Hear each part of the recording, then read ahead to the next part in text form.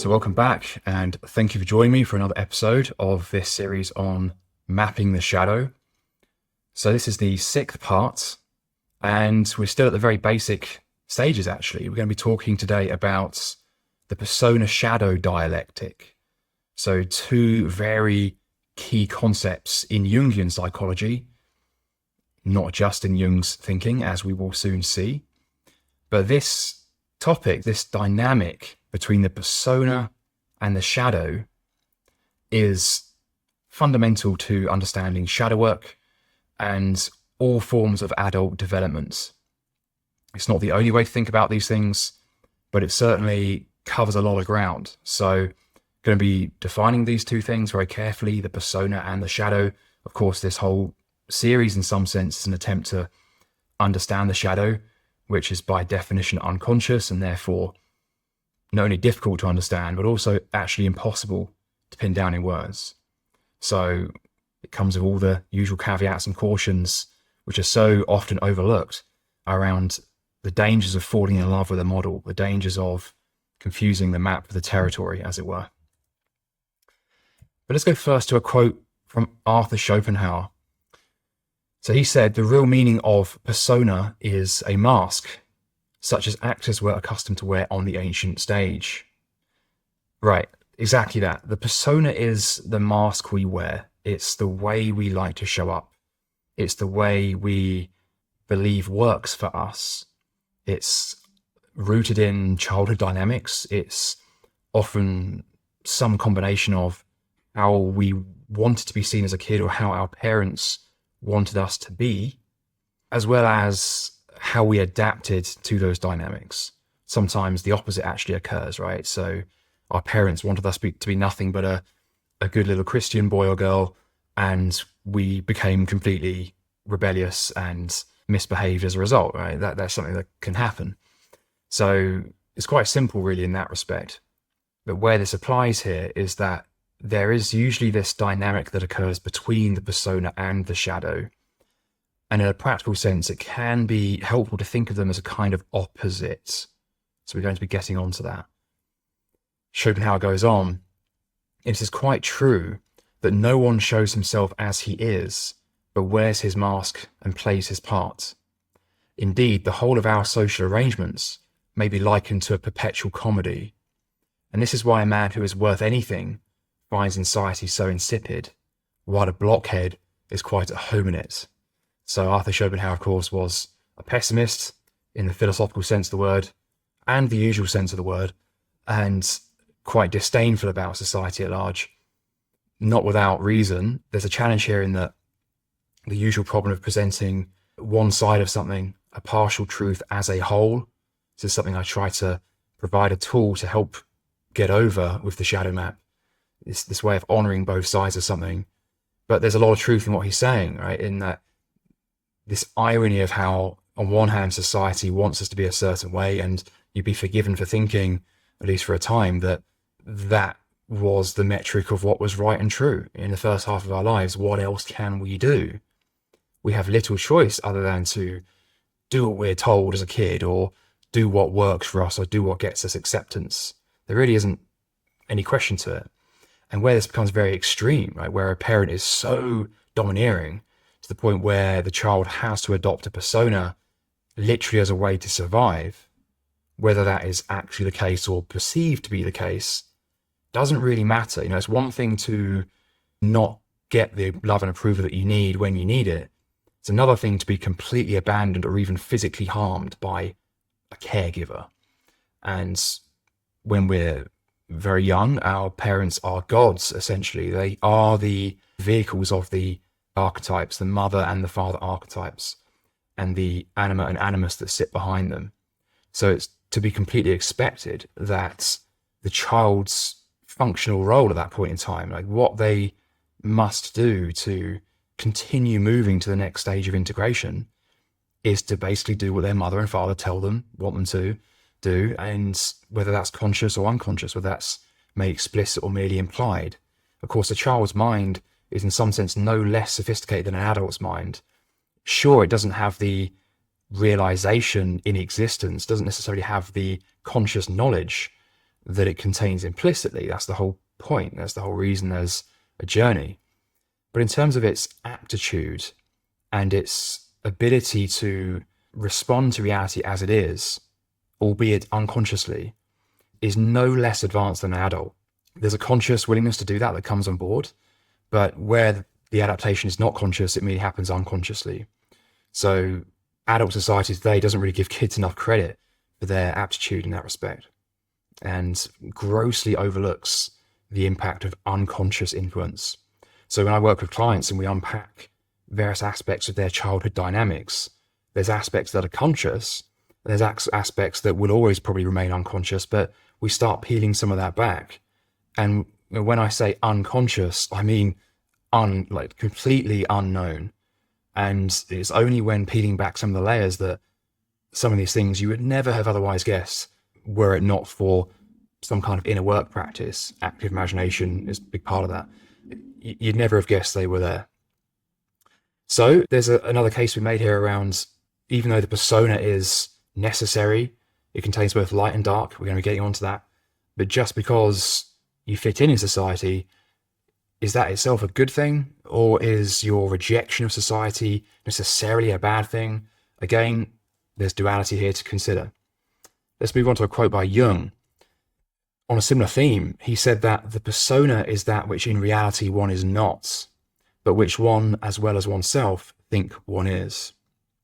So we need to give a lot of weight to this from Jung. After all, although he didn't invent the term persona, he very much coined it in a modern psychological sense. So this is it in a nutshell.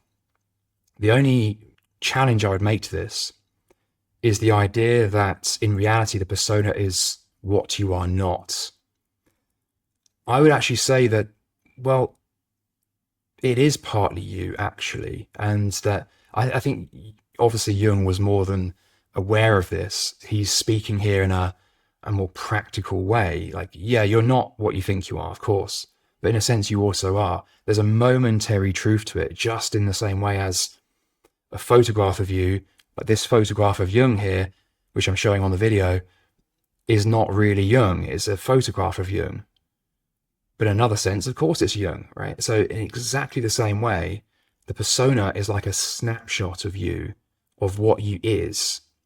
And not only that, it goes deeper here when we start considering the idealist philosophy on which some of Jung's thinking was based implicitly. He wasn't an idealist, but it's clear that he was building on a line of German thinkers, of which people like Hegel, Schelling, Fichte, Böhm, Kant, he was clearly building on the thoughts of these guys. We can then understand that the persona is not bad or wrong any more so than the shadow, but actually it's a way of us coming to know something. Here's something that is very seldom discussed in this kind of discourse, actually, which is that the persona is also an archetype. The persona also contains a kind of unconsciousness, analogous to how the shadow actually also has conscious elements. It shows up in consciousness. Well, in a similar, like compensatory, yes, but also commensurate way, the persona contains a lot of unconscious aspects. In fact, that's key to this whole dynamic.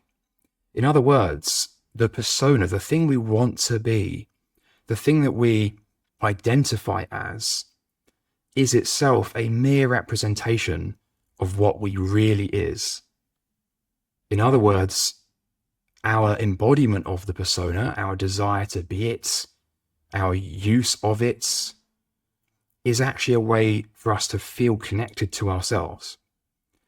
Therefore, when we feel very, very attached to a persona, there's a kind of compensatory aspect that goes on there, where really it's because we're trying to connect to something we haven't fully integrated.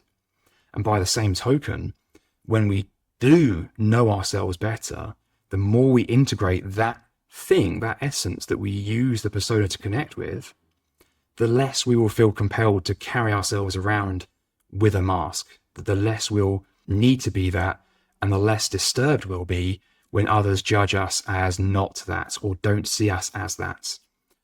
we're no longer reliant on this external recognition in order to be who we are. So clearly this is a very Hegelian idea, this need for recognition, but how recognition is not the end in itself, it's merely a vehicle for realization of the deeper essence. And like anything, it can be both a vehicle and a trap. So we get stuck in infinite loops. I talk about something called a dissonance loop, which we're going to get to in later episodes here. Hegel talked about something called bad infinity. So it's like you're stuck in a loop and you just need more and more and more and more of the thing. You need this inexhaustible supply of the thing that reminds you of your essence and helps you connect with your essence. And the philosophy of Schelling also here is very applicable, speaking about how this confusion for the alienated self or the particulars for the reality that it represents. So, in a sense, we are the persona, not literally, but insofar as it actually symbolizes something that is in us, often in a very caricaturial, even unwholesome, maybe even evil way, maybe even completely self-contradictory way. But nonetheless, the flavor of it does carry something that's true. And in fact, that ability to discern the truth from the image, I think we're going to have to define that as a concept and give it a name and talk about it later, because it's a key fundamental part of what it is I'm trying to get at here. This understanding of the underlying energy or flavor that exists underneath the mere labels, the movements of mind that we're talking about.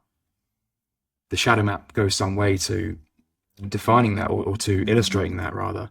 So on this particular map here, I map out the persona shadow dialectic.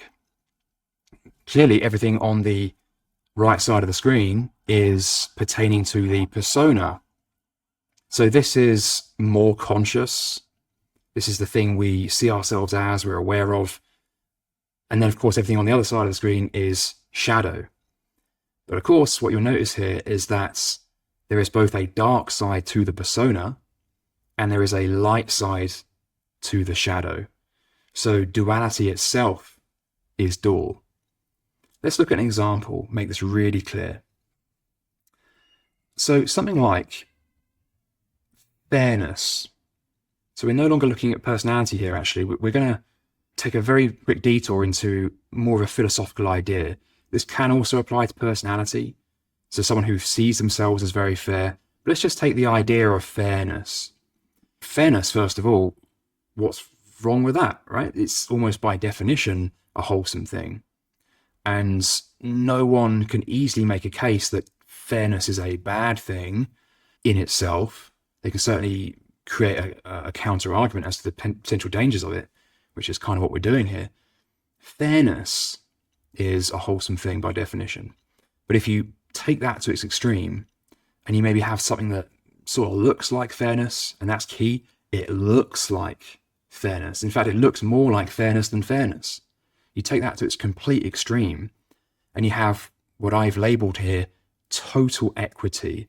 Like everyone is the same, everyone gets paid the same, there's complete equality of outcome for everybody, and we're all just this completely homogeneous melting pot, an undifferentiated mush of activity of people.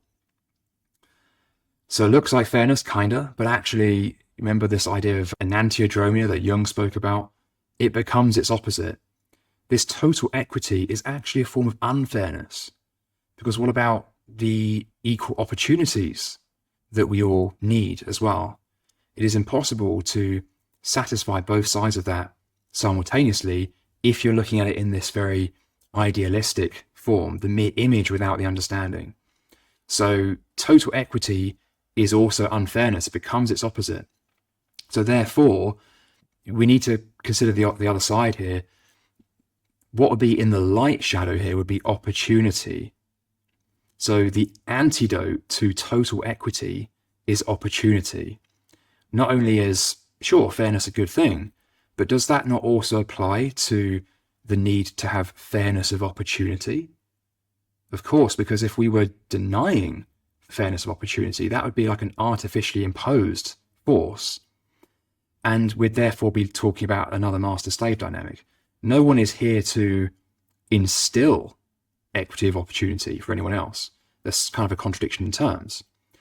However, we can at least prevent the artificial meddling or muddying of opportunity, which is precisely what happens when we try to enforce total equity. It's completely self-contradictory.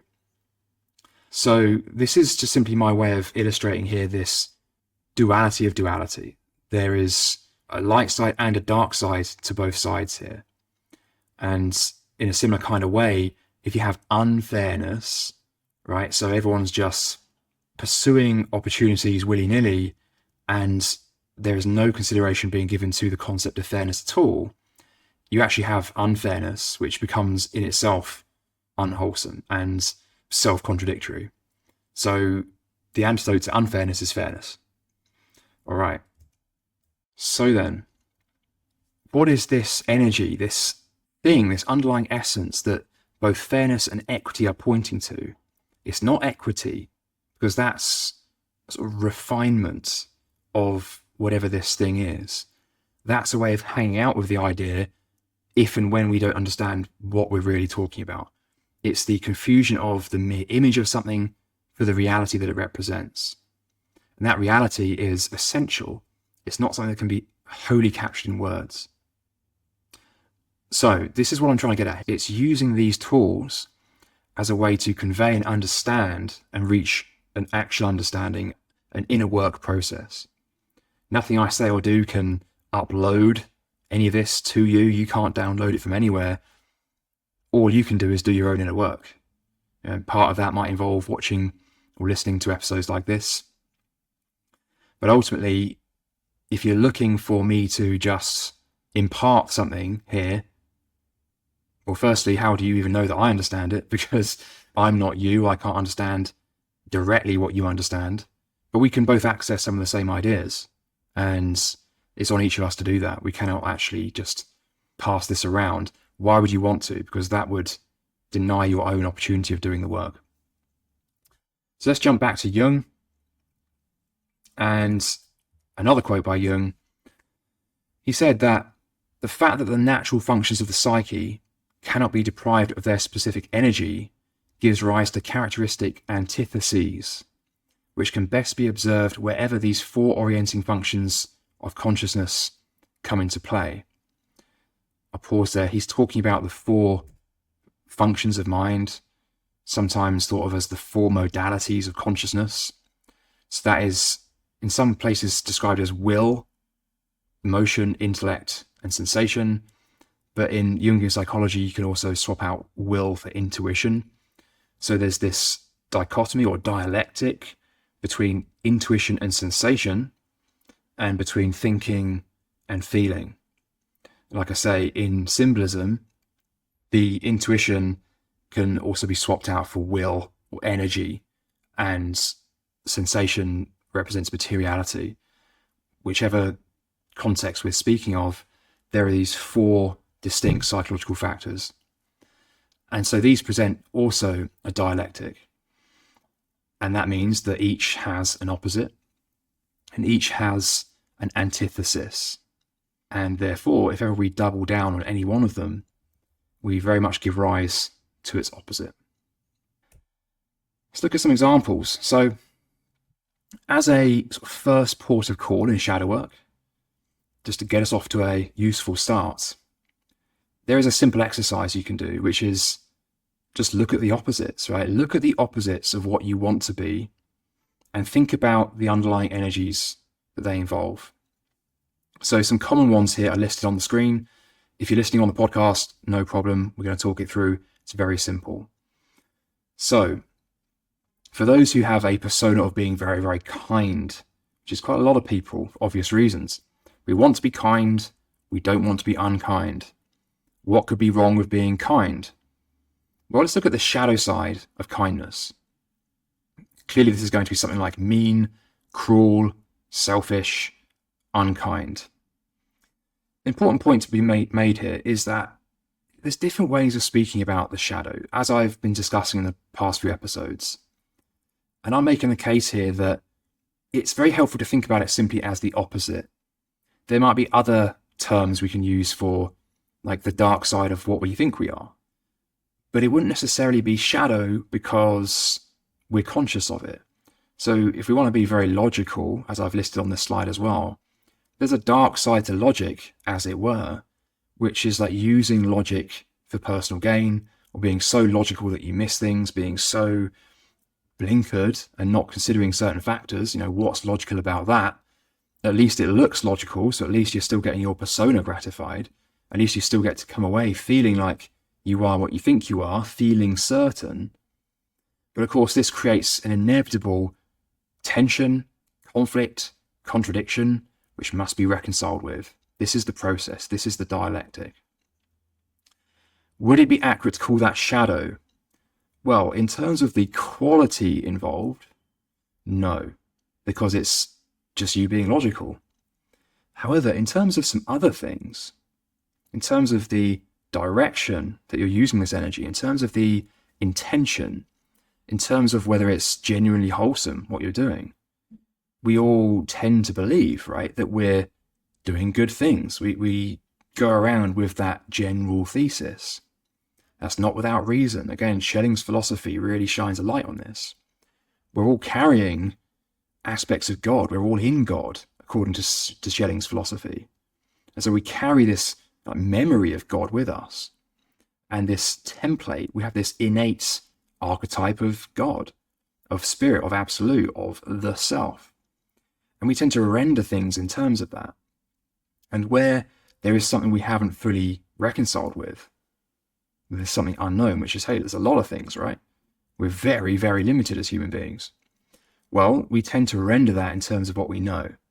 And by and large, it's a useful assumption to believe that we're doing a good thing. It's what gets us through. It's what works to a practical extent. But because it's lacking, because it's one-sided, it must necessarily come up self-contradiction. So let's go through some more examples here. If you see yourself as very reliable, and that's what really matters to you, that's how you got praise as a child, that's how you seem to succeed at work, get all the appearances of success, get all the affirmations that it's the right thing, the right way to be, well, the last thing you want to be is crazy, chaotic, disorganized, unreliable. And when you encounter unreliable people in the world, you're likely to really hate that. How about polite?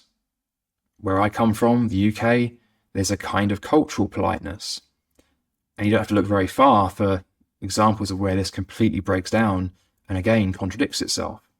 Sometimes the rudest thing you can do is act polite when it's inappropriate. So clearly for someone who has a very polite persona, the shadow is going to be something like rude or ignorant. Now this means a number of things. It means, as I said, they're going to feel very averse to those who display rudeness and ignorance in the world. And there's a lot of nuance to unpack there because, rudeness and ignorance, let's jump back to the shadow map here. Well, by definition, they would be unwholesome, right? They would be something in the shadow position. The shadow position is not wholesome by definition. Now, there may be something of that same flavor that's in the antithesis. Or another way of thinking about this is the antidote. So this is how I want to get you thinking. What could possibly be good about rudeness?